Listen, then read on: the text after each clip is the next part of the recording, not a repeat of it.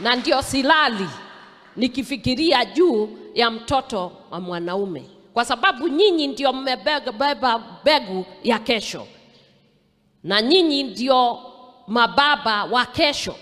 Sasa mkikataa kuwa baba na wasichana wangu, je, watapata bwana wapi? Gatuono, I must get named.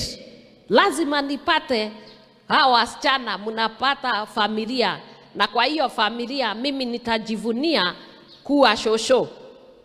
Si ni kweli? That is why I'm working very hard, because I want to be named. Na nyinyi ndio mmebeba begu ya mtoto Dorcas ako kwa hiyo miguu.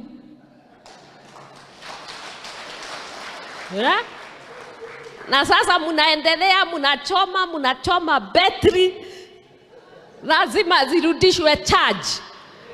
Si ni kweli? Na mimi ninawaombea lazima. Mliona vile tuliandikwa mambo ingine, sisi nyinyi mnasomaga social media. Mliona vile wanatutusi. Ninataka wajue we have a mother here, and I'm going to drive this thing. It is not only here in Mount Kenya. I am doing it. I was in Bungoma. I was in Nandi. I am in Nairobi. I am in Western. And I'm heading to Isiolo. I'm going to Northeastern. We are going to change and transform. This boy child must be rescued and saved. We cannot, and I will not allow Satan to advance his agenda and destroy the seed carrier. It will not happen. Not under my watch.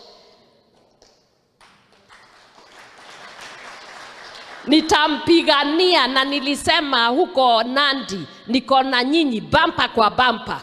Mukienda hivi, mukikata kona, munanikuta.